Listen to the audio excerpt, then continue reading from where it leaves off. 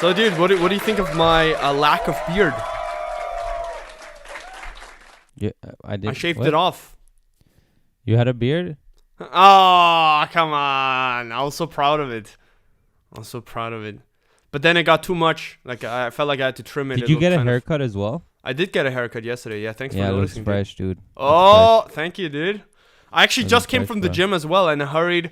You were kind of late. I hurried back home. Jesus, So you that went we to the make it- gym? Yeah, I went today for the first time again because there's one close by. And I went there. There was a personal trainer there who also, he was like, hey. And then after like 20 minutes, I left again. He was like, bye. What did you do? I just did rowing. I ran and did some kettlebell swings, for the hips. Yeah, As because you said, it's good for the hips and good for the ladies, right? So I've never done That seemed a kettlebell bit swings, creepy. but that sounds really good. kettlebells. Yeah. Yeah, Tim Ferriss recommends it all the time. Like it apparently makes your ass look really good and trains your arms and legs at the same time. Yeah. So That and it's a sounds good, movement man. also, right? So it's also cardio. I think the movement stuff is probably really good. Probably Yeah. really is good for your joints and all that. Yeah, and also rowing. I thought I'm gonna start rowing because I feel like I do a lot of pull-ups, right, and push-ups, and like it goes like this. So I'm kind of like Yeah, I your think shoulders I go think forward. I think and that might be more from sitting though. The forward That rolling. too for sure. But I think rowing really counterbalances it because rowers have Right. like, the best posture. So Yeah, also, and if you look at swimmers. Arnold, he rowed a lot. And I was listening to Tim Ferriss's podcast with Hugh Jackman, which is really good by the way. And he was also recommending rowing. So I was like, okay, let's do it. Do you mean huge jacked man? What? Huge Jackman? Huge Dude, that guy's man. jacked, dude. Jeez. Yeah. He's jacked. Okay. He's the perfect Wolverine. Let's be honest. There's no better. No, he's not. Who's He's freaking jacked, and he's a great actor, but he's not the perfect Wolverine. Who's the perfect Wolverine? Well, the comic book Wolverine is the perfect Wolverine, Yeah, and they've only cast him once in live action, which was Hugh Jackman. Don't get me wrong, he did an amazing job. He did an amazing Over the job. 15, 18 years or whatever he portrayed that character. But there was a lot of stuff left to be desired in terms of, the way, the kind of Wolverine he portrayed. In the comic book, he's much more badass and cares less about people, right? Because in the movies, he's also kind of sweet. Dude, in the movies, he's like a player who's really sad and has a dark past, but it's not really that dark and there's not really that much reason for him to be sad. But he's still sad, Yeah. They were like, let's get the best looking dude who kind of looks like Wolverine to play Wolverine. And then let's just, for no reason at all, make him really brooding and sad. That's kind of what they did with the Wolverine. And then the real Wolverine has some real stuff to be sad about. You know what I'm saying? Damn. Okay. Something. I think he's great. I also Something? loved him in Prestige because you really kind of... Oh, dude, he's such a great actor. He's such a great actor, yeah. amazing. And he's so He's really likable. good. I listened to him on the podcast and he seemed very likable. He meditates He's a like lot. the greatest person ever, man. Yeah, he seems to have a happy relationship with his wife, so super cool. You don't know what happens behind closed doors. Yes, true, but I guess the fact that they did not get a divorce already is a... I'm just messing you because you said like he seems to have a great relationship. Yeah, how should I... I love how you're like, I will not base all my decisions on this single podcast. I will withhold judgment. Dude, I was thinking yesterday. So I'm watching this documentary series called The Defiant Ones on Netflix. Have you heard of it? I think so. I think It's- they've been pushing it, right? Yeah, it's a bit older, but Yeah, it's, and then it's on Dr. Dre and Jimmy Iovine. Yeah. That's how I heard about it. I listened to this podcast where one of the guys is a huge rap fan. Oh, And he okay. was It's talking really about good. how it was like the greatest interview ever. Yeah, it's documentary really good ever. because all of the... Yeah, it's really good. And huge respect for those two guys. And, you watched Straight Outta Compton, right? The movie? Which is great, No. by the way. Oh, you haven't? Okay, it's really good. So Dr. Dre leaves this one label and then eventually goes to this other guy's label. He leaves Death Suge Row Knight. Records, and then he creates his own, right? Aftermath. What? Aftermath. Oh fuck! I'm not that far in the documentary, but I mean, who cares? It's just a Okay, documentary. well, I'm quoting Well, he it from leave. real life. No, he left. He went to Death Row Records. But from so somewhere then else. he left Interscope, I guess. No, Interscope must is the have. one he went to because that's Jimmy. He went to after, Iovine. Then he left. Okay, right. Anyway, so he left. So Maybe. Yeah, and then. yeah. So anyways, he and then so the guy who owned Death Row Records was this guy Suge Knight. I think Suge. it's Death Row Records. Yeah. Suge. Suge. Oh yeah, right. Suge, not Suge. Suge. And I was just thinking, he went from being a really powerful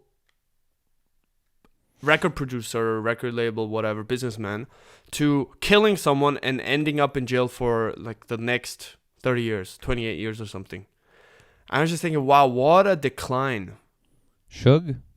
Yeah, I mean, I guess he really did it, right? But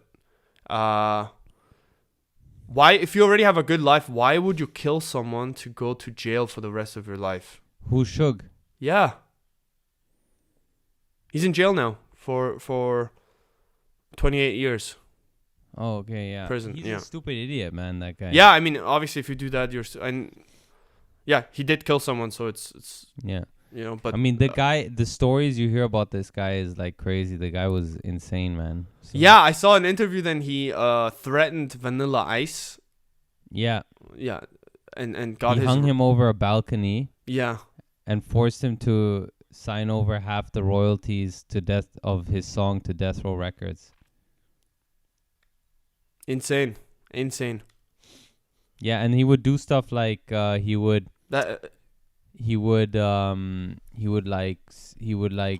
shoot the gun in the studio. He would threaten people with the gun if they couldn't, record and stuff. That's insane. Or like sometimes guys would try and make a name for themselves, so they'd walk in and they'd be like, "Yo, I can be a rapper," and then they'd be like, "I do some rapping," and if their rapping wasn't good, they beat him up and throw him out. It was like they were running they were making music and producing records, but they were running it like a gang. Jesus. Yeah, the guy's nuts, man. It's crazy that it still worked though for a while. It worked like all criminal enterprises, or most criminal enterprises. It worked for like, let's say 5 to 10 years, and then it came crashing down. Well, I think most criminal organizations live longer than that, don't they? I mean, I mean it depends.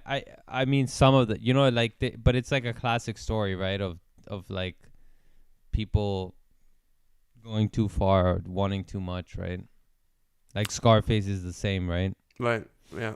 I guess it was just interesting to me. I thought like, wow, he can just live as a millionaire. He can just live really well, and then now he's in jail for the rest of his life in a cell. But it's not about the money, man. It's not about the money. But I mean, idiot. It's right? about the power. Did you like Scarface the movie? Yeah, it was good. It was a good movie. You think? I thought. You need people like me. I don't know. You didn't say I'm the bad guy. I'm not the bad guy. You're the bad guy. Okay, that wasn't. Sounds that a bit like Batman. it's just Batman. That was good. It was good. It sounded more like the older Al Pacino though. The younger Tony Montana one, he's a bit not the bad guy. less raspy. What is it? He says, "Say hello to my little friend." Oh my god, that was so good, man. Yeah? Yeah, that was really good. I always wondered. Say hello to my little friend. That was good. He also does always this.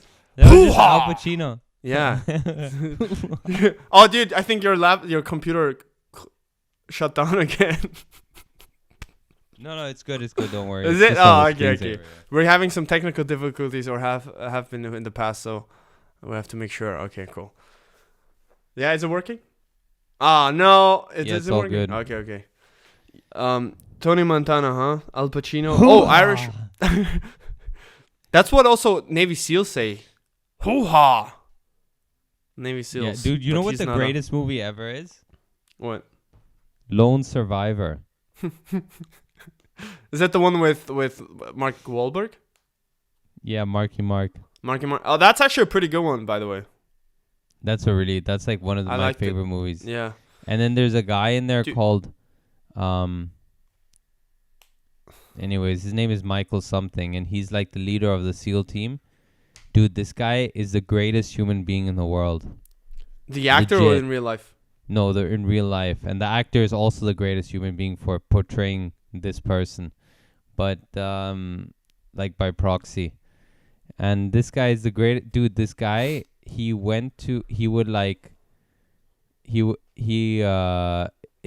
were people who... Oh, I mean, of course, when people pass away, this happens. But I think legit this guy was like the nicest... He was like the captain of the football team, but also like the nicest guy ever. And he would protect people from being bullied and stuff like that. Like there was only positive, like really ridiculously positive stories about this guy. Yeah. And then he like became a lawyer. And 1 year into being a lawyer, he was like, I don't know, man. I need to serve my country.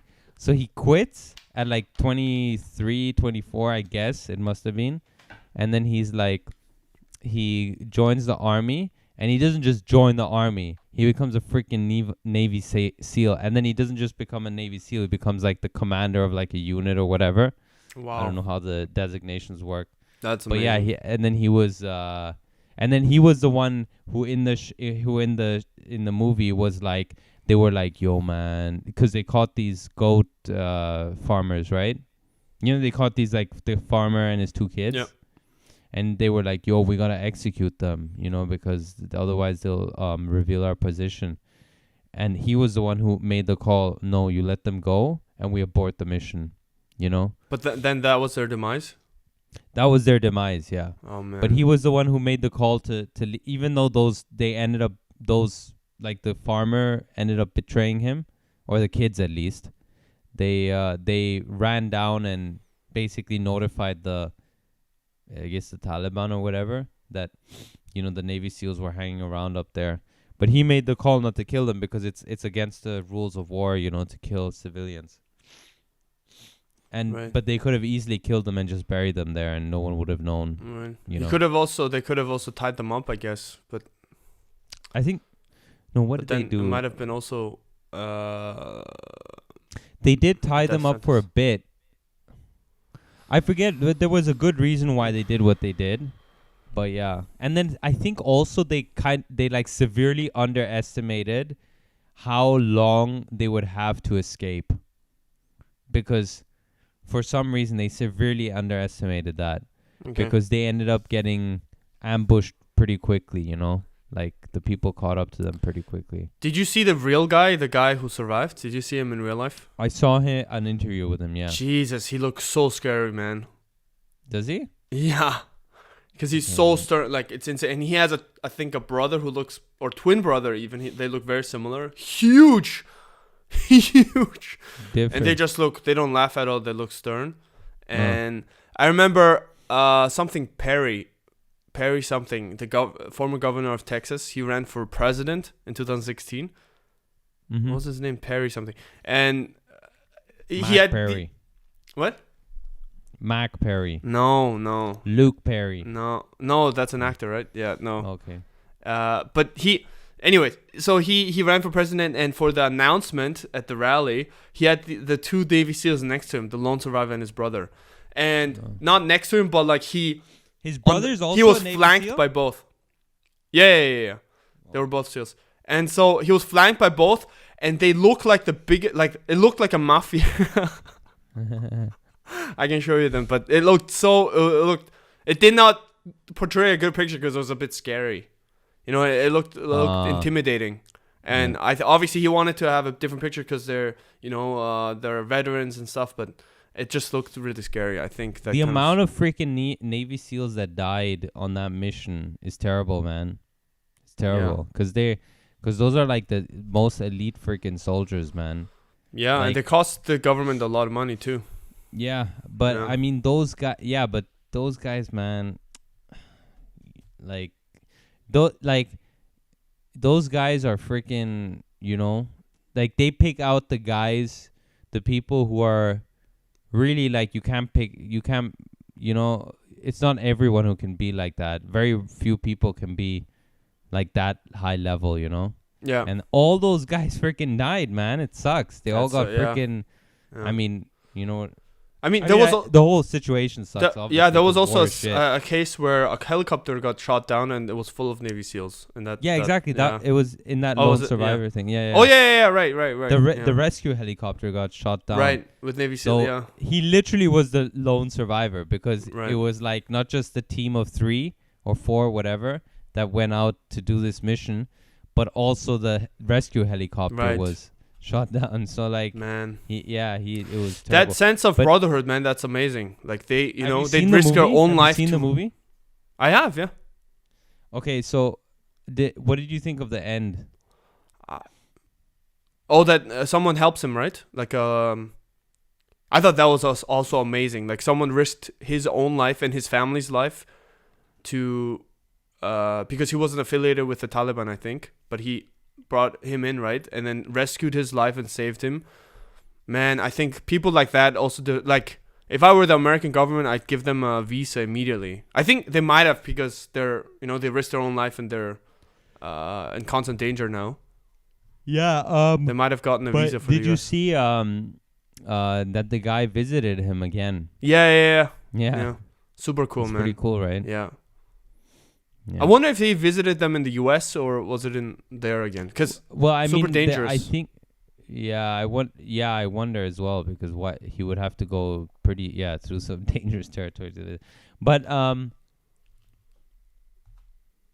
mean, it's a great story and it's a true story, and he actually was saved by this clan or town where they say that if a stranger comes. Their tradition is that if a stranger comes and asks for help, they have to protect them. It's like that's part awesome, of their man. religion. So That's that's why really they stood up to the Yeah. local Taliban. They were like, get out, Dude, would you like to be a Navy SEAL? I always would love to. I just would have loved to gotten the training. Just the toughness, the fighting ability. Yeah, I mean, I think I don't think there's I think that if you're like something like that, if you're like a Navy SEAL, it's like something for life, and you have to go through a lot to get there. But I think if you get it, it's like probably something you can be proud of for the rest of your life. But then again, I don't know if I could handle all the crazy, because a lot of these guys, like a lot of SAS and Navy SEAL guys, the ones we see are like they're doing fine or whatever. Yeah. But there's a lot of them who end up exactly the same like a lot of other veterans. PTSD. They end for up alcoholics or For sure. PTSD or whatever because they have to do some real rough shit. So Yeah. I don't know if I could handle that stuff. That's the kind. Of course, all we see is like the glorious stuff, like they're being paraded. Sometimes they'll be standing next to governors, or we'll see like the cool parts in the movies and things like that. But that's like, the thing. do I want to be dead? No, I don't want to be dead. A lot Also of them just die as well, paralyzed. right? Yeah, and imagine, I mean, worse than dying yourself. I mean, that's already bad. But seeing your best friends and buddies die or get paralyzed, I mean, that must be tough. Yeah, That must be tough. I think that's the 100%. worst thing, yeah. Also, 100%. American Sniper, by the way, I really like that movie, too. I didn't Thought that was watch really it. good. You didn't I thought watch it? No, I didn't watch it because I thought like, oh, this is just a rip off of Lone Survivor. No. And then also like the guy, I knew the guy Bradley because he Cooper? had made up this story about how Jesse Ventura, who I guess is controversial, but like Jesse Ventura had like, Because bad mouth of course you have seals and- you have to protect your wrestling buddies, right? Of course, wrestling idols. yeah, he was like, oh yeah, he was punched- bad mouthing all of veterans, so I punched him. Wasn't And Jesse then Ventura also in Steel though? Yes, and they were chilling at a SEAL event, and the rumor was that Jesse Ventura was speaking badly about all veterans, and then the guy, Kyle punched him, and the Jesse like left the bar or something, and it turned out that story was completely made up. So Well, then I was but wow, if it's so the guy made up that story, what other stories has he made up? And then also I just heard rumors. I mean, I just read this in places about that the guy was a real psychopath. Like Chris took Kyle. a lot of he took a lot of joy apparently, like doing the thing he did, and kill it, like you Oh. know. I mean, I it don't is know, a bit weird that we celebrate a good sniper. I mean, I don't know. You know what I mean? It's a good killer in a weird way. The whole situation seemed very weird with him. I don't know. No, I mean, I don't know. I only watched the movie, but it's so ironic and sad that he did die the way he did, right? He died at a shooting range in the US trying to help a veteran. So he just took a veteran out to kind of and the guy was disturbed, right? And shot he him. had severe PTSD, and then he imagined that Chris Kyle was trying to shoot him or kill him. That's why he brought, and then he killed him first. Yeah, insane. Yeah, But so I don't think I would want to be a SEAL actually. Now that, but the training, man, dude, I'd love to have. Yeah, that the training would be great. I mean, Yeah. great in the sense that like I'd be happy once it's over. Yeah. But I mean, really, because it trains you for life, I believe. And I was talking to this one guy. I met him in Korea. He was actually this. I won't say which country, but he was at a special forces of a European country, and he then didn't work there anymore, and he was traveling, and he wanted to do another job. Anyways, he was kind of open about it because he did not get to the more serious stuff yet. So only he told me about the training only, but he said what they're looking for, and he said a lot of psychos go there because psychos and people who are super focused on this because it was their life mission and dream to be a elite soldier. So they've been training since they're teenagers. And he said what the instructors are looking for is not a guy who can do 100 push-ups, let's say. They're looking for a guy who can do only 70 push-ups, but in his mind, he will never give up until he gets to the 100. That's what they're looking for. Oh, snap. I thought that was really interesting. Yeah. That's crazy. Yeah.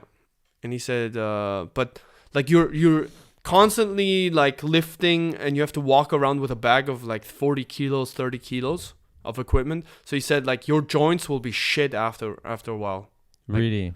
Yeah, he said if you look at the older guys, the veteran or the older guys there, like they all have knee problems and joint problems, all that stuff. Yeah. I can imagine. I mean, they have to traverse like like all rocky areas or like swamps, every terrain imaginable. Yeah. Man, like in the Lone Survivor movie, they were hiking across these insane mountains with all their freaking gear. Yeah. And then it was just crazy what they were doing, man. It was just insane. But can you imagine like the amount of? I mean, I'm sure there must be some torture training involved too, both ways. Don't you think? I think so. I mean, I know that I watched this reality show about they take in like SAS, people, reality contestants, and they put them to SAS training, which is the British special forces for anyone who doesn't know. Yeah, man. Yeah. So a little segue. My dad went to Iraq to do a mission there, right? And by mission, I mean a UN mission, not a kill people mission. Oh, and he was there for some time, and he said that the guy who was training, because they had to train before, like hostage situations and stuff, before they could enter Iraq. And he said the guy who was training them there was an ex-SAS soldier. And he said that the final exam of an SAS soldier is they take you, I guess they blindfold you.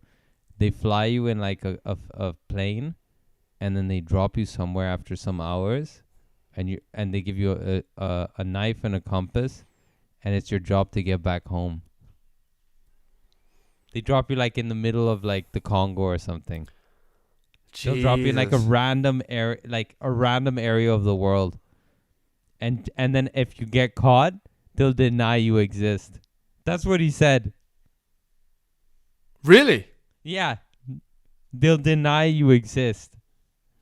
So they drop you off in like enemy territory?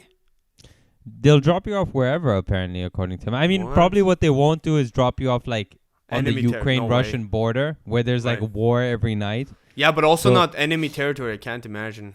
Yeah, like they'll probably not drop you. They'll probably drop you in like a harrowing pit, but like not in a place that's actively against the country. You know, Okay. like actively against England or whatever. Jesus. Then again, which country? I mean, yeah, like they won't put you somewhere where like if people see you, they'll execute you. Like certain parts of Afghanistan or the west of Pakistan is also probably not the best place for a British soldier. But yeah, so Yeah, but what I mean is, don't you think they go through training how to, first of all, obviously they have to go through this training, how to survive torture, but I'm sure there's also some methods they learn how to extract information out of their enemies, yeah, dude, right? I mean, the CIA, I'm sure, goes through this too, and yeah. You but just okay, gotta let's not go tickle into your deep. fucking enemies, then they'll tell you everything, man. That shit's torture, dude. I guess. But, Oh, yeah. What would your torture be like? Listen to people criticizing wrestling for a couple of hours.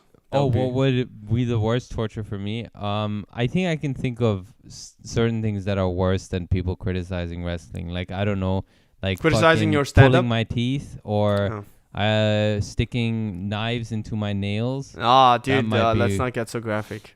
What about if Well, someone criticizes your stand-up or heckles you the whole time? No, I think that the teeth pulling would be worse than that. I think I can handle someone criticizing my stand-up.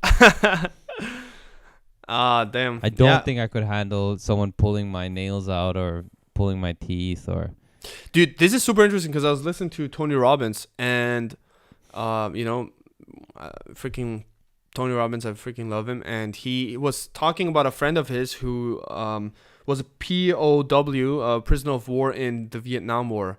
And he was in a prison camp for 7 years. Is his name Senator John McCain? No, not John McCain, someone else. But Oh. after hearing that, I Steve also McCain. gained respect for John McCain because, I mean, it's insane what they go through, right? And they're treated like shit. And this guy was, what happened? I think he was paralyzed afterwards. And he was in a really small room, like I think 1 meter by 1 meter or something for 7 years. And I think a lot of No that was way. also in solitary, God. something like that. And he was in Yeah. solitary confinement and all this stuff. And they kept trying to convert him to be a traitor, all that stuff. He never broke. And he said many of the other guys, the other soldiers he got captured with, committed suicide over the years because they just couldn't handle it anymore. But he That's remained, focused and said this will be over one day and stuff. And it's just insane how human minds can work, and under the worst circumstances, some people still thrive. And he said it was the best experience for him because that trained his mind. And what he did was basically, I think he only focused on the things he can control.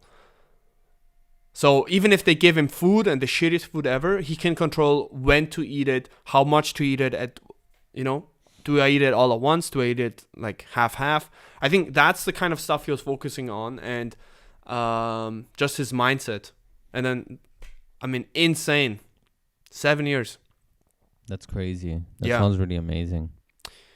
Yeah. Especially, yeah. Can you imagine being a prisoner of war? I mean, that must have been horrible. So they did. So you don't think they were serving him pho? Do you think?